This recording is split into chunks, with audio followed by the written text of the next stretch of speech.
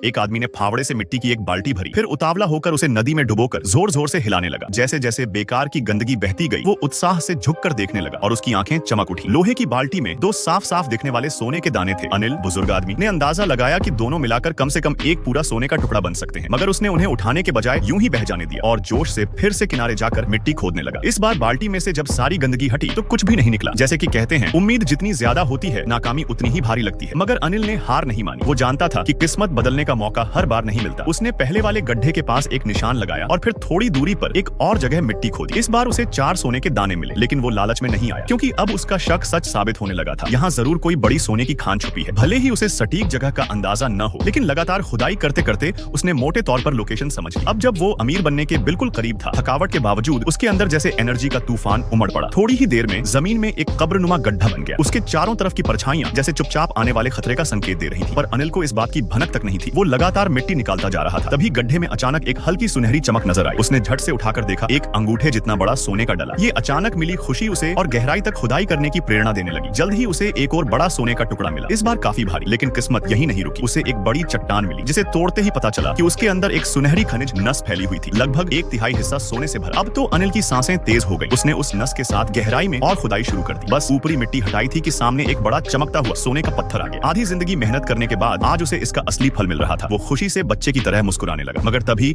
उस सुनहरे पत्थर के सामने एक परछाई सी हिलती दिखाई दी और उसका चेहरा जैसे जम गया। एक बुरा ख्याल दिमाग में कौंधा, इतना सारा सोना, कोई भी इसके लालच से बच नहीं पाएगा। संभावित खतरे को देखते हुए उसकी नजर पास पड़े विनय, एक नौजवान आदमी, के कंधे पर रखे बंदूक की ओर गई और फिर एक जोरदार गोली की आवाज पूरी घाटी में गूंज उठी। अनिल की पीठ लहू से भीगने लगी। ऐसा लगा जैसे उसकी जान चली गई हो। मगर विनय सतर्क था। उसने सोने के लालच में होश नहीं खोया। वो गड्ढे से थोड़ी दूरी बनाकर बैठा रहा, लगातार अनिल की लाश पर नजरें टिकाए हुए। उसकी हालत ऐसी थी जैसे कोई डरा हुआ शिकारी। जरा सी सरसराहट भी उसे चौकन्ना कर देती। समय बीतता गया और इंतजार लंबा होता चला गया। विनय की बेचैनी बढ़ने लगी, लेकिन शायद वो भूल गया कि उम्र का तजुर्बा किसी भी चाल से भारी होता है। अनिल ने पूरे 10 मिनट तक अपनी सांसें थामे रखी और यही उसे पलटवार करने का मौका दे गया। उसने झट से मिट्टी की एक मुट्ठी उठाई और सीधे विनय के चेहरे पर फेंकी। जब उसकी आंखें धूल से ढक गईं, तो उसका युवा तेज भी काम नहीं आया। अनिल ने बंदूक छीन ली और बिना वक्त गंवाए ट्रिगर दबा दिया। गोली सीधे विनय के चेहरे पर लगी। मौत तात्कालिक थी, मगर अनिल ने सुनिश्चित करने के लिए एक और गोली उसके दिल में मारी। काफी मुश्किल से वो गड्ढे से बाहर निकला। पहले की गोली ने भले ही अंग भेद दिया हो, लेकिन कोई महत्वपूर्ण अंग नहीं छूटा था। फिर भी खून की इतनी बुरी हालत हो गई थी कि वो गिरते गिरते बचा। कुछ दिन वहीं रुककर उसने खुद को संभाला। इस दौरान उसने विनय की लाश को